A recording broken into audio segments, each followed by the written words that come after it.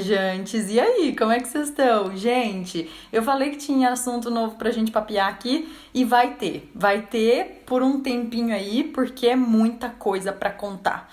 E eu fico muito feliz de poder falar sobre a jornada, que é nada mais, nada menos do que a vida. Eu amo falar sobre a vida, eu amo falar sobre as experiências. Eu me inspiro muito com as histórias que eu recebo nos meus atendimentos e ao longo da minha jornada, assim. Então, elas me inspiram muito. E eu acho que a minha história, por mais que eu ainda esteja nos 30, eu acho que ela já tem alguma coisa para contribuir por aí. E aí eu fiz uma recapitulação de tudo que eu vivi desde os 10 anos, e sim, a criança vai ser importante nessa história, trazendo um pouquinho dessa história pra gente se inspirar um pouco, pra gente entender várias coisas e como eu cheguei até aqui. Então fica aí, porque vai ser muito legal. Eu vou tentar dividir em 4 episódios, e é importante uma coisa, gente, essa é a minha jornada. Mas é uma jornada que não seria nada sem a jornada de outras pessoas. Então, o intuito aqui é que a gente compartilhe essas histórias e mostre a importância delas se darem, sabe? Então, assim, vem muita coisa boa por aí, fiquem até o final desses 4 episódios. E eu começo ele por mim, né? Sou Ellen Noronha, astróloga, criadora de conteúdo, auditora, enfim, 1000 coisas até então. E fui muitas coisas mesmo, então vocês vão ver ao longo. Eu nasci em Itanhandu, Minas Gerais, uma cidadezinha do sul de Minas, mais ou menos 14, 15 mil habitantes, e a gente fica aqui muito próximo do eixo Rio-São Paulo. Então, por isso que a minha vida desde muito cedo começou já indo para o estado de São Paulo, onde eu passei a maior parte da minha vida. Mas, voltando lá para aquela criança que eu falei para vocês que elas seriam importantes, eu recapitulei desde 2001. Então, a gente volta lá nos meus 10 anos, onde eu era uma criança que gostava de dar aula para ursos, né? Eu sempre adorei falar, sempre gostei a questão da comunicação sempre foi muito presente. Eu amava os oráculos, amava ficar na biblioteca pública lendo o I Ching, que é um oráculo chinês que eu sempre comento nos meus textos. Eu amava fazer simpatias para santos, eu amava ter minha amiga invisível. Então, essa criança, gente, por que eu falo dela?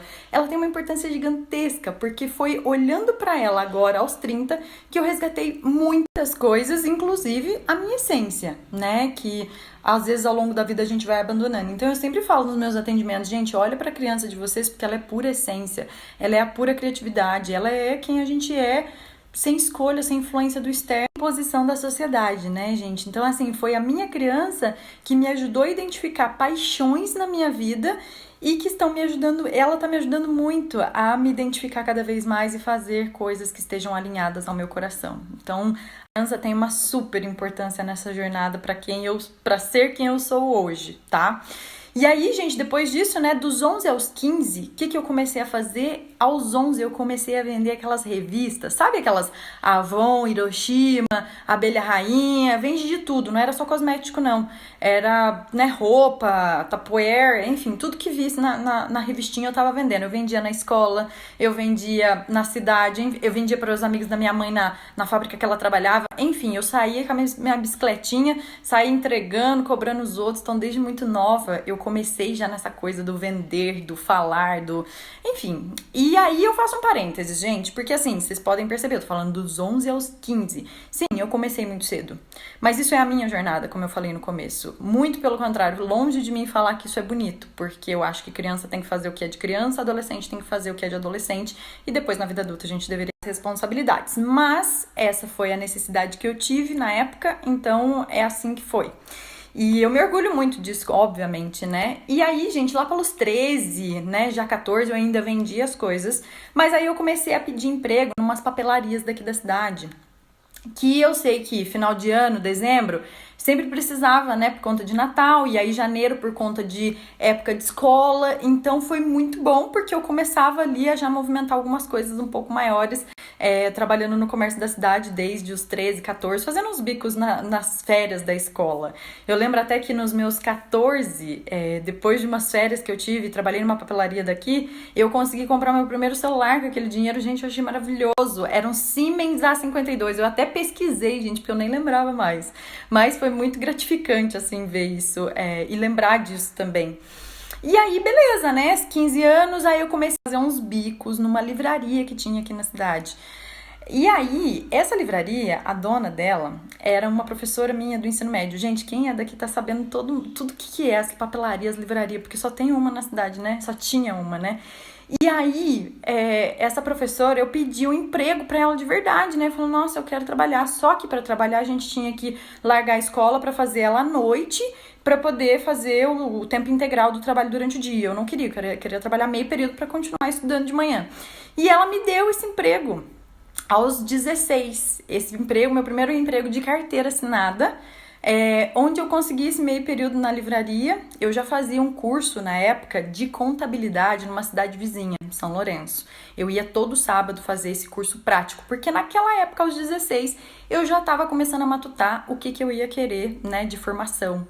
E aí eu falei, cara, será que é contabilidade? Fazer esse curso prático para dar uma testada. Mas aí eu tava felizona na livraria, né? Emprego de carteira assinada. Falei, nossa senhora, tô arrasando, né?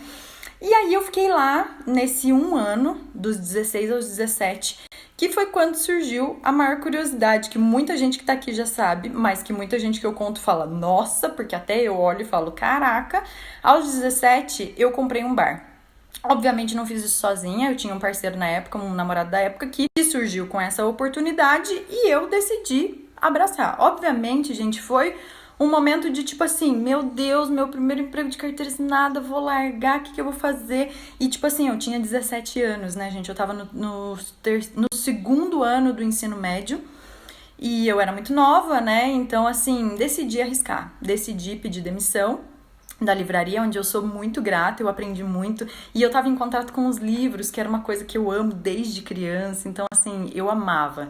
E fui trabalhar nesse bar, né? Eu entrei com o trabalho mesmo e sem tostão nenhum, né? Sem saber o que ia ser aquilo. Então, o empreendedorismo, obviamente, não foi uma coisa que surgiu sozinha da minha cabeça, é uma coisa que desde então tá presente na minha vida. Eu empreendi muito nova, desde muito cedo. Então, foi um grande aprendizado. Dos 17 aos 21 eu tive esse bar, mas isso é papo para outro dia, porque isso tem história demais no meio de tudo isso, né? Foi ali que surgiu faculdade, auditoria, enfim, surgiram muitas coisas e eu venho contar no próximo episódio para vocês. Mas eu acho que a mensagem final desse episódio é o início do empreendedorismo. E não só o empreendedorismo, gente, de ter algum comércio, de ter algum negócio. É você empreender fazendo a diferença onde você tá. Porque empreender é fazer a diferença, eu acho. É assumir riscos, sejam eles um pouco mais calculados, um pouco mais agressivos. Mas eu acho que o empreendedorismo tem muito a ver com a minha vida, assim, e permeou por muitas coisas. E eu estando trabalhando para os outros ou não, tendo meus próprios negócios, né?